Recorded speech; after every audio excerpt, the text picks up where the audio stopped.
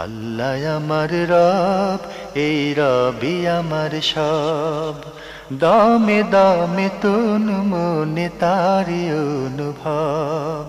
তোমার দুনিয়াতে আমি যেদিকে তাকাই, অথই নিয়ামতে ডুবে আছি সবাই। পাক পাখালির গানে শুনি তসবি কলো রব, তসবি কলো রব। আল্লাহ আমার রব, এই রবি আমার সব। আসসালামু আলাইকুম। প্রিয় দর্শক, আপনারা কেমন আছেন? সবাই ভালো থাকুন, সেটাই আমাদের একান্ত কামনা। শুরু হলো আপনাদের প্রশ্ন নিয়ে আপনাদের এই প্রিয় অনুষ্ঠান আপনার জিজ্ঞাসা। আপনাদের সাথে আছি আমি জয়নুল আবেদিন আজাদ। আজকেও আপনাদের প্রশ্নের জিজ্ঞাসার জবাব দিচ্ছেন বিশিষ্ট আলেম ডক্টর মোহাম্মদ সাইফুল্লাহ। আসসালামু আলাইকুম ওরহমতুল্লাহি ওয়া বারাকাতুহু।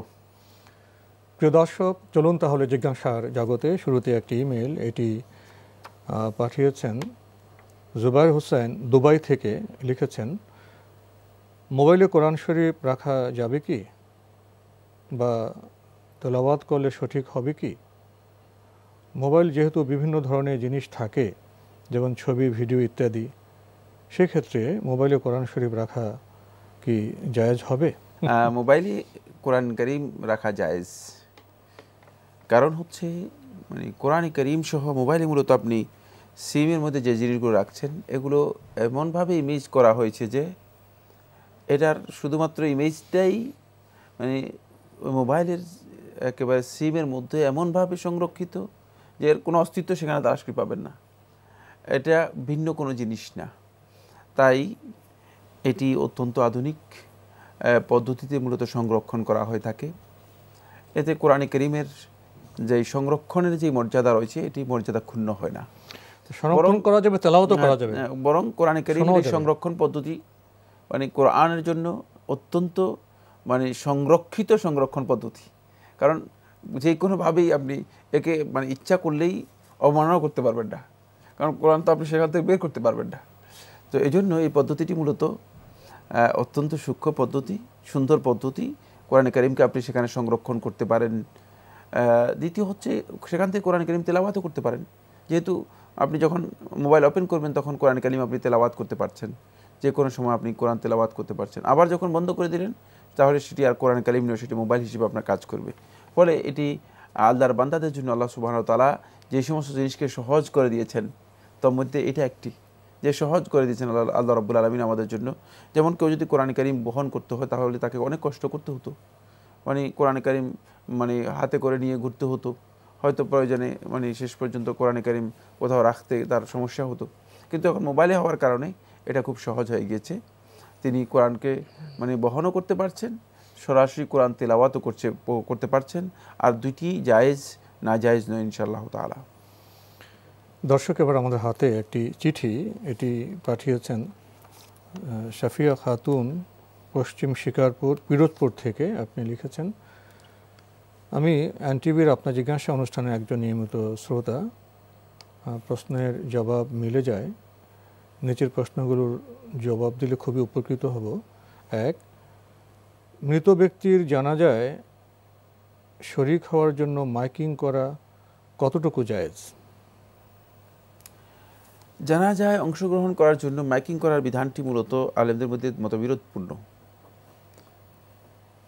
একদল উলামায়ে কেরাম বলেছেন যে মৃত ব্যক্তির সংবাদ দেওয়ার এই কাজটি রাসূলুল্লাহ সাল্লাল্লাহু আলাইহি ওয়াসাল্লাম যে বিষয়টি নিষেধ করেছেন, নাঈ, নাহা নবী সাল্লাল্লাহু আলাইহি ওয়াসাল্লাম নাঈ, যে নবী সাল্লাল্লাহু আলাইহি ওয়াসাল্লাম নাঈ মৃত ব্যক্তির সংবাদ, মৃত্যুর সংবাদ প্রচার করতে নিষেধ করেছেন, এর মধ্যে অন্তর্ভুক্ত।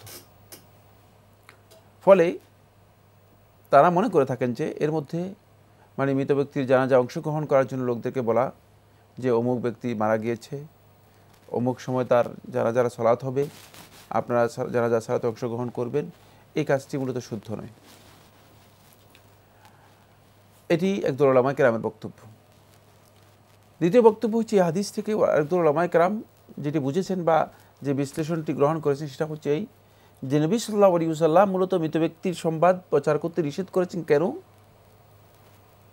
সেটি নিষেধ করেছেন? এই জন্য নাঈ, এর জন্য নাঈ শব্দটা সেখানে উল্লেখ আছে। নাঈ হচ্ছে মানে মৃত্যুর সংবাদ দিয়ে লোকদেরকে একত্রিত করা, কান্না করার জন্য, বিলাপ করার জন্য, বিলাপের আয়োজন করার জন্য। মানে এইটি মূলত ওই সময় প্রচলন ছিল। মানে এই প্রচলনটি জাহিরি প্রচলন। এটাকে রাসূলুল্লাহ সাল্লাল্লাহু আলাইহি ওয়াসাল্লাম আব্দুল্লাহ ইবনে মাসউদ রাদিয়াল্লাহু তাআলা বর্ণিত সহিহ বুখারী এবং মুসলিম হাদিসের মধ্যে বলেছেন, ওয়ামান দাআ বিদাওয়াল জাহিলিয়া, এটা জাহিলি আহ্বানগুলোর মধ্যে একটি। তাই এই জাহিলি আহ্বান যাতে করে কোনোভাবেই মৃত ব্যক্তিকে কেন্দ্র করে না হয়, এই জন্য রাসূলুল্লাহ সাল্লাল্লাহু আলাইহি ওয়াসাল্লাম নিষেধ করেছেন। কারণ যে সমস্ত হাদিসগুলোর মধ্যে এই নির্দেশনাগুলো রয়েছে সেগুলোর সাথে এই কথাও রয়েছে যে ফাইন্নাল মাইয়িতা ইউআযাবু ফি কবরিহি বিবুকাই আহলিহি, এটি সহিহ বুখারী riwayat-এর মধ্যে এসেছে যে মৃত ব্যক্তিকে তার কবরের মধ্যে শাস্তি দেওয়া হবে তার ফ্যামিলির লোকজন যখন তার উপর বিলাপ করবে, তার জন্য কান্না করবে, বিলাপের আয়োজন করবে। মূলত এই কাজটি মানে এই জন্যই নিষেধ করা হয়েছে। কিন্তু সলাতে অংশগ্রহণ করার জন্য অথবা শুধুমাত্র মৃত্যুর খবরকে মানুষের কাছে পৌঁছানোর জন্য মানুষ না জানলে সালাতে অংশগ্রহণ কিভাবে করবে? এখন এখানে মানে দুটেই মানে এই হাদিস থেকে মূলত দুটেই কনসেপ্ট গ্রহণ করার বা দুটেই ধারণা নেওয়ার সুযোগ রয়েছে। দুই দল ওলামায়ে কেরাম দুই দিকে এই হাদিসের ব্যাখ্যা দিয়েছেন। যে জিনিসটি আমার কাছে স্পষ্ট মনে হচ্ছে সেটা হলো এই দ্বিতীয় বক্তব্যটি খুবই কাছাকাছি। সেটা হলো এই মূলত এর মাধ্যমে মানে এই ঘোষণা দেওয়ার মাধ্যমে যে মৃত্যু হয়েছে, আসো আমরা সবাই মিলে কান্নাকাটি করি, বিলাপ করি, যেটি জাহিলি সমাজের মানুষগুলো করত, এর জন্য সংবাদ দিতে রাসূলুল্লাহ সাল্লাল্লাহু আলাইহি ওয়াসাল্লাম নিষেধ করেছেন। আর এটাকেই মূলত নাঈ বলা হয় থাকে। আর যদি শুধু মৃত্যুর সংবাদ দেওয়া হয় থাকে জানাজার সলাতের জন্য, তাহলে এই কাজটি মূলত নিষিদ্ধ হবে না। কেন নিষিদ্ধ হবে না? তার কারণ হচ্ছে ঘরের মধ্যে গ্রামের মধ্যে যদি একজন লোক মারা যায়, যদি সংবাদ না দেওয়া হয় থাকে তাহলে মানুষ জানবে কিভাবে? হয়তো সংবাদটা আপনি মাইকে দিবেন অথবা আপনি লোক পাঠিয়ে সংবাদ দিবেন, মানে আপনাকে তো অবশ্যই সংবাদ দিতে হবে। তাহলে এখানে বুঝে যাচ্ছে যে সংবাদ দেওয়ার বিষয়টি যদি সংবাদ না দেওয়া হয় তাহলে যে মৃত্যু হয়েছে এই খবর মানুষ জানতে পারবে না এবং তার জানাজা অংশগ্রহণ করতে পারবে না। অথচ জানাজা অংশগ্রহণ করার ব্যাপারে ঈমানদার ব্যক্তিদের হক হিসেবে উল্লেখ করা হয়েছে, একটি দলিল। দ্বিতীয় দলিল হচ্ছে রাসূলুল্লাহ সাল্লাল্লাহু আলাইহি ওয়াসাল্লাম মসজিদের মধ্যে জারিয়াতুন সৌদা, কালো একটি দাসী রাসূলুল্লাহ সাল্লাল্লাহু আলাইহি ওয়াসাল্লাম মসজিদের মধ্যে ঝাড়ুর কাজ করত, অর্থাৎ মসজিদকে পরিষ্কার করার কাজ করত। কোনো এক রাত্রে ওই কালো দাসীর মৃত্যু হয়ে গিয়েছে। তো মৃত্যু হয়ে যাওয়ার পর উপস্থিত সাহাবীরা যারা ছিলেন তারা মনে করলেন যে যেহেতু মৃত্যু হয়ে গিয়েছে তাকে দাফনের ব্যবস্থা করলেন। রাসূলুল্লাহ সাল্লাল্লাহু আলাইহি ওয়াসাল্লাম সকালবেলায় যখন জানতে পারলেন, মানে আসলেন যে কালো দাসী কোথায়, দাসীর খবর কি, ওই দাসী তো মারা গিয়েছে আল্লাহ রাসূল সাল্লাল্লাহু আলাইহি ওয়াসাল্লাম। রাসূলুল্লাহ সাল্লাল্লাহু আলাইহি ওয়াসাল্লাম বললেন, লিমা লাম তুখবিরনি, আমাকে কেন সংবাদ দিলে না, খবর দিলে না কেন? এই হাদিস থেকে এটাও আমরা মানে বুঝতে পারছি, এই হাদিস থেকে এই কথা আমাদের কাছে স্পষ্ট হচ্ছে যে নবী সাল্লাল্লাহু আলাইহি ওয়াসাল্লাম মূলত মানে এই দাসীর মৃত্যুর খবর নবী সাল্লাল্লাহু আলাইহি ওয়াসাল্লামকে দেন নাই, খবর দেওয়াটাকে গুরুত্ব দেওয়া হয়েছে, এজন্য সাহাবীদেরকে মানে তিরস্কার করলেন যে খবর দেওয়া সাহাবীদের প্রয়োজন ছিল। শুধু তাই নয়, বরং রাসূলুল্লাহ সাল্লাল্লাহু আলাইহি ওয়াসাল্লাম তারপর তার কবরে গিয়ে কবরের উপর রাসূলুল্লাহ সাল্লাল্লাহু আলাইহি ওয়াসাল্লাম জানাজার সালাত আদায় করলেন। এখান থেকে বোঝা যায় যে মূলত মানে জানাজা সালাতে অংশগ্রহণ করার বিষয়টি ঈমানদার ব্যক্তিদের জন্য অত্যন্ত গুরুত্বপূর্ণ বিষয় এবং এর জন্য সংবাদ দেওয়ার বিষয়টি অত্যন্ত গুরুত্বপূর্ণ বিষয়। এই সংবাদটুকু মানুষ ব্যক্তিগত পর্যায়ে করবে, কিন্তু দেখা যায় যে মসজিদের মাইকের মধ্যে যেই সংবাদের ব্যাপারে নিষেধ করা হয়েছে, মসজিদের মাইকের মধ্যে ব্যাপকভাবে এটি ঘোষণা দেওয়া হয়ে থাকে যে ইন্না লিল্লাহি ওয়া ইন্না ইলাইহি রাজিউন, অমুকের মৃত্যু হয়েছে, জানাজার সালাত হবে, আপনাদেরকে আহ্বান করা হচ্ছে। এটি মসজিদের মাইকের মধ্যে এই ধরনের নোটিশ করা ইসলামী শরিয়া অনুযায়ী বৈধ নয়, যেহেতু রাসূলুল্লাহ সাল্লাল্লাহু আলাইহি ওয়াসাল্লাম এই বিষয়টি এমনি নিষেধ করেছেন। উপরন্তু মসজিদের মাইকের মধ্যে ব্যক্তিগত কোনো সংবাদ প্রচার করা জায়েজ নেই। কেন? তার কারণ হচ্ছে তাহলে মসজিদের মাইকের মধ্যে ব্যাপকভাবে এই প্রচারণা শুরু হবে, যেটি মসজিদের মানে যেই হক রয়েছে বা মসজিদের যেই মর্যাদা রয়েছে সেটাকে ক্ষুণ্ণ করবে। মানুষ যে কোনো ধরনের সংবাদ দিবে, একজনের ছেলে হারিয়ে গেছে এসে সংবাদ দিবে, একজনের জুতা হারিয়ে গেছে সে মসজিদের মধ্যে সংবাদ দিবে। পবিত্র একটা ইমেজ বা একটা ভাব মর্যাদা আছে, রাসূলুল্লাহ সাল্লাল্লাহু আলাইহি ওয়াসাল্লাম পছন্দ করেননি, রাসূলুল্লাহ পছন্দ করেননি। ফলে এই কাজটি মসজিদের মাইকের মধ্যে যেই প্রচারণার কাজটি হয়ে থাকে আমাদের সমাজের মধ্যে, এটি একেবারেই ভুল কাজ, এই কাজটি শুদ্ধ নয়। রাসূলুল্লাহ সাল্লাল্লাহু আলাইহি ওয়াসাল্লাম যে নিষেধ করেছেন নিষেধের মধ্যে এটি অন্তর্ভুক্ত হবে। কিন্তু মৃত ব্যক্তির আপনজনরা যদি তাদের ব্যক্তিগত উদ্যোগে তারা খবর দেন বিভিন্ন প্রচারের জন্য বা মাইকিং করেন, সেক্ষেত্রে অসুবিধা আছে? তারা ব্যক্তিগত প্রয়োজনে মাইকিং যদি করতে চান সেটা করতে পারেন, তাদের ব্যক্তিগতভাবে লোক পাঠিয়ে খবর দিয়ে সেটাও তারা করতে পারবেন, তাদের জন্য এটি কাজটি করা জায়েজ রয়েছে। বোন, আপনি আরও লিখেছেন মৃত মহিলাকে দেখা যায় কি? মৃত মহিলাকে মহিলারা দেখতে পারবে, দেখতে কোনো অসুবিধা নেই। মৃত মহিলাকে তার মাহরাম যারা আছে তারা দেখতে পারবে। মাহরাম হচ্ছে যাদের সাথে মানে বিবাহের সম্পর্ক মানে স্থায়ীভাবে হারাম, ওইসব পুরুষরা দেখতে পারবে। যেমন ছেলে তার মাকে দেখতে পারবে, স্বামী তার স্ত্রীকে দেখতে পারবে, ভাই তার বোনকে দেখতে পারবে ইত্যাদি। যারা জীবিত অবস্থায় যে বিধান, মৃত্যুর পরও সে একই বিধান। চিঠিটি পাঠিয়েছেন বোন সাফিয়া খাতুন। আপনি আরও লিখেছেন মৃত ব্যক্তি মহিলা বা পুরুষ এর পাশে বা দূরে অন্য রুমে বসে কোরআন পাঠের মূল্য কতটুকু? না, মৃত ব্যক্তির পাশে কোরআন তিলাওয়াত করা এটি ইসলামী শরিয়া অনুযায়ী বৈধ কাজ নয়, বরং এটি বেদাহাতি কাজ। কারণ হচ্ছে মৃত ব্যক্তিকে তো আপনি কোরআন শোনাতে পারবেন না। এখন মৃত্যুর পরে তার আর কোরআনের কোনো প্রয়োজন নেই। তার জীবদ্দশায় কোরআন শোনার দরকার ছিল, কোরআন শোনারও দরকার ছিল, পড়ারও দরকার ছিল। যিনি জীবদ্দশায় পড়েননি তিনি মৃত্যুর পরে তাকে কোরআন দিয়ে আপনি আর কি করবেন? মৃত ব্যক্তির জন্য কোরআন তেলাওয়াত করার বিষয়টি রাসূলুল্লাহ সাল্লাল্লাহু আলাইহি ওয়াসাল্লাম হাদিস দ্বারা সাব্যস্ত হয়নি। তাই তার পাশের রুমে, তার রুমের সামনে অথবা তার মৃত্যুর পরে তার কবরে শিয়রে বসে, মাথার সামনে বসে অথবা পায়ের কাছে বসে কোরআন তেলাওয়াত করার বিষয়টি একেবারেই বেদাতি একটি আমল। এটি আমাদের সমাজের মধ্যে ব্যাপকতা লাভ করেছে, সুন্নাহ দ্বারা এটি সাব্যস্ত হয়নি। বরং এক্ষেত্রে মৃত ব্যক্তির জন্য দোয়া করা আল্লাহ রাব্বুল আলামিনের কাছে সবচেয়ে সুন্নাহ অনুযায়ী গ্রহণযোগ্য আমল। আর সেই দোয়া করতে গেলে আপনি যদি ব্যক্তিগতভাবে কোরআন তেলাওয়াত করেন সেটা করতে পারেন। ব্যক্তিগতভাবে আপনি ঘরে বসে কোরআন তেলাওয়াত করতে যে কোনো জায়গায় করতে পারেন, কোরআন তেলাওয়াত করতে পারেন, সেটা আপনার জন্য জায়েজ রয়েছে।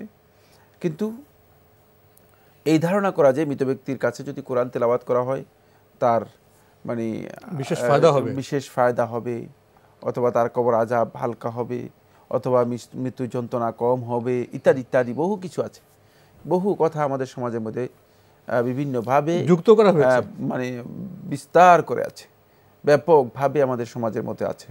যে বক্তব্যগুলো আমাদের সমাজের মধ্যে আছে এগুলোর ভিত্তি একেবারেই নেই, কোরআন এবং হাদিস দ্বারা এগুলো প্রমাণিত হয়নি।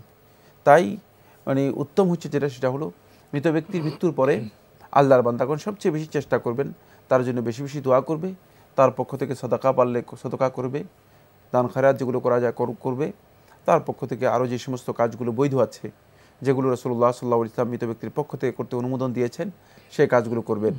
একটি কাজ রাসূলুল্লাহ সাল্লাল্লাহু আলাইহি ওয়াসাল্লাম মৃত ব্যক্তির পক্ষ থেকে করতে কখনো বলেন নেই, সেটি হচ্ছে কোরআন তিলাওয়াত। কোরআন তিলাওয়াত মৃত ব্যক্তির পক্ষ থেকে রাসূলুল্লাহ সাল্লাল্লাহু আলাইহি ওয়াসাল্লাম করতে বলেন নাই। সুতরাং কোরআন তিলাওয়াত করার কোনো প্রয়োজন নেই, বরং দোয়া করার বিষয়টি রাসূলুল্লাহ সাল্লাল্লাহু আলাইহি ওয়াসাল্লাম একবার নয় বহুবার বলেছেন। আল্লাহ সুবহানাহু ওয়া তাআলা শিক্ষা দিয়েছেন কোরআনের মধ্যে, বলেছেন ওয়াকুর রাব্বিরহামহুমা কামা রাব্বায়ানি সগীরা। হে, আর তুমি এটা বলো রাব্বিরহামহুমা, আমাদের রব তাদের উভয়কে আপনি রহম করুন, দয়া করুন, কামা রাব্বায়ানি সগীরা, যেভাবে তারা আমাদেরকে প্রতিপালন করেছে, লালন পালন করেছে, সগীরা ছোট অবস্থায়। এটা আল্লাহ তারা শিখিয়ে দিয়েছেন। তাই আল্লাহ রাসূল সাল্লাল্লাহু আলাইহি ওয়াসাল্লাম বলেছেন যে মৃত ব্যক্তির মৃত্যুর পরে তার যে সমস্ত আমলগুলো, সবগুলো আমলই তার বিচ্ছিন্ন হয়ে যাবে, আমল নামা থেকে তার আমল আর চলবে না, আমল নামা কন্টিনিউ হবে না, বন্ধ হয়ে যাবে। তিনটি আমল ব্যতীত, তার মধ্যে একটি হচ্ছে ওয়ালাদুন সালিহ ইয়াদউ লাহ, নেক সন্তান, যে নেক সন্তান তার জন্য দোয়া করবে। তাই আপনি নেক সন্তান যদি মানে রাসূল সাল্লাল্লাহু আলাইহি ওয়াসাল্লাম বলেছেন যে এখানে দোয়া এবং কোরআন তেলাওয়াত, এই দুইয়ের মধ্যে কোরআন তেলাওয়াত হচ্ছে শ্রেষ্ঠ আমল। কারণ কোরআন তেলাওয়াত হচ্ছে আল্লাহর কালামের তেলাওয়াত করা, এটি শ্রেষ্ঠ কাজ। কিন্তু রাসূলুল্লাহ সাল্লাল্লাহু আলাইহি ওয়াসাল্লাম এখানে কোরআন তেলাওয়াতের কথা বলেন নাই যে ওয়ালাদুন সালেহ ইয়াকরাউল কোরআন অথবা ইয়াতলুল কোরআন, যে নেক সন্তান যে কোরআন তেলাওয়াত করবে মৃত ব্যক্তির জন্য, না, বলেছেন ইয়াদউ লাহ, তার জন্য দোয়া করবে। তাই যেহেতু দোয়াকে রাসূলুল্লাহ সাল্লাল্লাহু আলাইহি ওয়াসাল্লাম তেলাওয়াতের উপর প্রাধান্য দিয়েছেন, আর তেলাওয়াতের বিষয়টি রাসূলুল্লাহ সাল্লাল্লাহু আলাইহি ওয়াসাল্লাম বলেন নাই এবং সাহাবীরাও রাসূলুল্লাহ সাল্লাল্লাহু আলাইহি ওয়াসাল্লাম পরবর্তী সময়ে কাজটি করে নাই, তাই এটি না করাটাই হচ্ছে সুন্নাহ এবং দোয়া করাটাই হচ্ছে রাসূলুল্লাহ সাল্লাল্লাহু আলাইহি ওয়াসাল্লামের সুন্নাহ। আরেকটি বিষয় দেখা যায় যে কোনো মানুষ যদি পরিবারের মুমূর্ষু অবস্থায় বা খুব কঠিন রোগে আক্রান্ত হয়ে গেছেন, হয়তো তারা ধারণা করছেন যে হয়তো কিছুক্ষণ পরে মারা যাবেন, তো অনেকে দেখে তার চারিদিকে ঘিরে খুব কোরআন শরীফ পড়ছেন, এই দৃশ্যটি কেমন? এটিও একই মাসালা, রাসূলুল্লাহ হাদিস দ্বারা সাব্যস্ত হয়নি। কেউ কেউ মনে করে থাকে যে সূরা ইয়াসিন যদি তেলাওয়াত করা হয় তাহলে তার মৃত্যু যন্ত্রণা আসান হয়, হালকা হয়ে থাকে। এই মর্মে যে রেওয়ায়তটি উল্লেখ করা হয়ে থাকে এটি মিথ্যা, মানে জাল রেওয়ায়ত, মিথ্যা রেওয়ায়ত। মূলত এই মর্মে কোনো হাদিস রাসূলুল্লাহ সাব্যস্ত হয়নি। বাকি রয়ে গিয়েছে যেটা, সেটা হলো এই কোরআন তেলাওয়াতের মাধ্যমে আদৌ কি তার কোনো উপকার হবে কিনা? না, কোরআন তেলাওয়াতের মাধ্যমে তার কোনো উপকার হবে না, বরং উপকার হবে একটি কাজের মাধ্যমে, সেটা হচ্ছে তার জন্য দোয়া করার মাধ্যমে। সুন্নাহ তরিকা আমরা রাসূলুল্লাহ সাল্লাল্লাহু আলাইহি ওয়াসাল্লামের কাছ থেকে নেব, আর না অন্যদের কাছ থেকে আমরা কেন নেব? রাসূলুল্লাহ সাল্লাল্লাহু আলাইহি ওয়াসাল্লামের ইন্তেকালের সময় সাহাবায়ে কেরাম যে সবাই বসে একসাথে কোরআন তেলাওয়াত করেছেন এমনটি প্রমাণিত হয়নি। সাহাবীদের কেউ তাদের ইন্তেকালের সময় এভাবে কেউ কোরআন তেলাওয়াত করেছেন এর কোনো প্রমাণ পাওয়া যায় না। বরং কোরআন তেলাওয়াত ছাড়া যেটা করতেন সাহাবায়ে কেরাম সেটা হচ্ছে এই রাসূলুল্লাহ সাল্লাল্লাহু আলাইহি ওয়াসাল্লাম যেটা শিক্ষা দিয়েছেন যে লাক্কিনু মাউতাকুম লা ইলাহা ইল্লাল্লাহ, যে তোমাদের মানে মৃত্যুশয্যায় শায়িত ব্যক্তিকে তোমরা তালকিন দাও, লা ইলাহা ইল্লাল্লাহ, এই কালেমাতে তাওহীদের তালকিন দাও। কারণ হচ্ছে শয়তান তাকে এসে এখানে বদভস্ত, মানে তাকে আস্তে আস্তে লা ইলাহা ইল্লাল্লাহ, লা ইলাহা ইল্লাল্লাহ এভাবে তালকিন দেবে যাতে করে সে স্মরণ করতে পারে, শুনতে পারে এবং সেটা বলতে পারে। কারণ রাসূলুল্লাহ সাল্লাল্লাহু আলাইহি ওয়াসাল্লাম বলেছেন, মান কানা আখিরু কালামিহি লা ইলাহা ইল্লাল্লাহ দাখালাল জান্নাহ, যার শেষ কথাটুকু লা ইলাহা ইল্লাল্লাহ হবে সে জান্নাতি হবে, জান্নাতে প্রবেশ করবে। তাই যাতে করে সে লা ইলাহা ইল্লাল্লাহ এর ঘোষণাটুকু দিতে পারে, এই জন্য তাকে তালকিন করার বিষয়টি বলা হয়েছে। দেখা যায় যে আমরা আসল যে জিনিস রাসূলুল্লাহ সাল্লাল্লাহু আলাইহি ওয়াসাল্লাম করতে বলেছেন, মানে সেগুলোর দিকে না গিয়ে আমরা অন্য কাজে আমরা নিজেদেরকে ব্যস্ত করে নেই, বরং কোরআন তেলাওয়াত করি। আমরা মনে করি যে কোরআন তেলাওয়াত করলে মনে হয় যেন তার আত্মা প্রশান্তি লাভ করবে এবং তার মৃত্যুর যে যন্ত্রণা আছে, সাকারাতুল মউত আছে, এই সাকারাতুল মউতটা হালকা হবে। এই কাজটি মূলত শুদ্ধ নয়, হাদিসের মাধ্যমে অথবা সালফে সালেহিনের আমলের মাধ্যমে এটি প্রমাণিত হয়নি।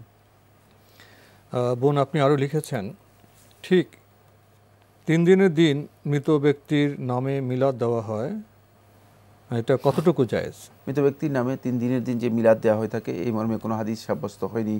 এটাও আমাদের তৈরি করা একান্ত ইনোভেটেড, আবিষ্কৃত কাজ, নূতন সংযোজিত কাজ, ইসলামের সাথে এর কোনো সম্পর্ক নেই। আপনি আরও লিখেছেন, 5 ওয়াক্ত নামাজের তাসবিহ যেমন ফজরে হুয়াল হাইয়ুল কাইয়ুম, জোহরে হুয়াল আজিউল আজিম, এমনি আসরে মাগরিবে এশার তাসবিহ, এগুলো কতটুকু সত্যতা আছে? তাসবিহগুলো উল্লেখ করতে হবে। যেমন ফজরে হুয়াল হাইয়ুল কাইয়ুম, হুয়াল হাইয়ুল কাইয়ুমের ব্যাপারে যে রেওয়ায়তটি রয়েছে এটি নিয়ে বিতর্ক রয়েছে, বিশুদ্ধ রেওয়ায়েত দ্বারা সাব্যস্ত হয়নি। জোহরে হুয়াল আজিউল আজিম, হুয়াল আজিউল আজিম, এই ধরনের শব্দ তো আমার জানা নেই। যাই হোক, হাদিস দ্বারা সাব্যস্ত হয়নি এটি। আপনি আরও লিখেছেন, পানি পর্যাপ্ত থাকলে ঢিলা কুলুপ দরকার। তবে এখানে একটি কথা বলতে হবে, সেটা হচ্ছে এইগুলো আল্লাহ তাআলার নাম, কিন্তু এগুলো যদি কেউ বলেন তাহলে তিনি কিন্তু সওয়াব পাবেন, কিন্তু তিনি যদি এটাকে নির্দিষ্ট করে নেন যে জোহরে আমি এটা পড়লে সওয়াব বেশি, তাহলে কিন্তু তিনি বেদাত করলেন। বাকি হুয়াল হাইয়ুল কাইয়ুম যদি কেউ সারাদিন পর অসুবিধা নেই, তাহলে কিন্তু আমাদের সাথে নির্দিষ্ট করে ফেললে তো দলিল লাগবে, মহিমান্বিত নামগুলোর মধ্যে একটি। জি, এমনকি কেউ কেউ বলেছেন এটা ইসমুল আজমের মধ্যে অন্তর্ভুক্ত, হুয়াল হাইয়ুল কাইয়ুম। তাই এটা কিন্তু বুঝতে হবে আমাদেরকে, আমরা যে কথাগুলো বলছি এগুলো সুনির্দিষ্ট প্রশ্নের ব্যাপারে শুধুমাত্র সেটি বলছি, কারণ এগুলোর অনেক অনেক বক্তব্য রয়েছে। এই নামগুলো যে কোনো সময় পড়লে আমরা ফায়দা পাবো, সওয়াবের বিষয় নামাজে নির্দিষ্ট করে ফেলতে চাই যে এই নামাজে এইটা পড়তে হবে, তাহলে দলিল লাগবে, তো দলিল লাগবে, সেই দলিল না থাকলে তো এটা আমরা পড়তে পারি না ওইভাবে। আপনারা লিখেছেন, পানি পর্যাপ্ত থাকলে ঢিলা কুলুপ দরকার নেই, কিন্তু মৃত ব্যক্তির গোসলের সময় ঢিলা কুলুপ ব্যবহার করা হয়, তা কতটুকু জায়েজ? পানি থাকার পরে মৃত ব্যক্তির গোসলের সময় ঢিলা কুলুপ ব্যবহার করার বিষয়টি মূলত হাদিস দ্বারা সাব্যস্ত হয়নি। পানি থাকার পরে একই কথাই, ঢিলা কুলুপের বিষয়টি আসবে তখনই যখন পানি না থাকবে তখন, কিন্তু পানি থাকার পরে যদি কেউ ঢিলা কুলুপ ব্যবহার করে থাকেন সেটা তিনি অতিরিক্ত ব্যবহার করেছেন। এই মাসআলার মধ্যে আলেমদের দ্বিমত আছে, সেটা হলো এটা কি উত্তম না এটি না করলেও কোনো অসুবিধা নেই। তবে আমি মনে করে থাকি যে পানি থাকলে পানির মাধ্যমে তাহারাত হাসিল করাটাই হচ্ছে উত্তম, যেহেতু রাসূলুল্লাহ সাল্লাল্লাহু আলাইহি ওয়াসাল্লামের হাদিস দ্বারা এটাই প্রমাণিত যে পানি ব্যবহার করা, পানির মাধ্যমে তাহারাত হাসিল করাটাই হচ্ছে উত্তম। ঢিলা কুলুপের বিষয়টি মূলত এটি অনুমোদন, মানে আর এই অনুমোদনটা দেওয়া হয়েছে সহজ করার জন্য, যে যদি কোনো কারণে আল্লাহর বান্দা মানে কোথাও গিয়েছেন, তিনি পানি পান না, এখন তিনি সেখান থেকে মোটামুটি নিজেকে মানে তাহারাত হাসিল করতে পারেন এবং আল্লাহ রাব্বুল আলামিনের ইবাদত সালাত ইত্যাদি আদায় করতে পারেন। এই জন্য মূলত এই ব্যবস্থা। বাকি তাহারাত হাসিল করার যখন পানি এসে যাবে তখন এই লীলাগুলোর কোনো প্রয়োজন আছে বলে আমরা মনে করি না। তো আজকে আমাদের এখানে শেষ করতে হচ্ছে। আপনাকে অনেক ধন্যবাদ। আপনাকে অশেষ ধন্যবাদ। পবিত্রতার বিষয়টি আমাদের ধর্মে খুবই গুরুত্বপূর্ণ। ব্যক্তিগত জীবনে আমরা যদি পবিত্রতার চেতনায় দীপ্ত হই তাহলে আমাদের জীবন সুন্দর হবে, পরিবেশ সুন্দর হবে। আসুন এসব বিষয়ে আমরা আরও সচেতন হই, সতর্ক হই। চিঠি লিখুন, প্রশ্ন পাঠান আমাদের ঠিকানায়। পরিচালক আপনার জিজ্ঞাসা, এনটিভি, বিএসসি ভবন, 7ম তলা, 102 কাজী নজরুল ইসলাম এভিনিউ, কারওয়ান বাজার, ঢাকা 1215। আপনারা ইমেলও করতে পারেন। আমাদের ইমেল অ্যাড্রেস আপনার জিজ্ঞাসা @ntvbd.com। প্রিয় দর্শক, আপনারা আমাদের অনুষ্ঠান এনটিভি অনলাইনেও দেখতে পারবেন। ভিজিট করুন www.ntvbd.com। প্রিয় দর্শক, আপনারা সবাই নিরাপদে থাকুন, থাকুন শান্তিতে। আসসালামু আলাইকুম। আমার রব, এই রবি আমার সব, দামে দামে তুন মনে তারি অনুভব। তোমার দুনিয়াতে আমি যেদিকে তাকাই, অথই নিয়ামতে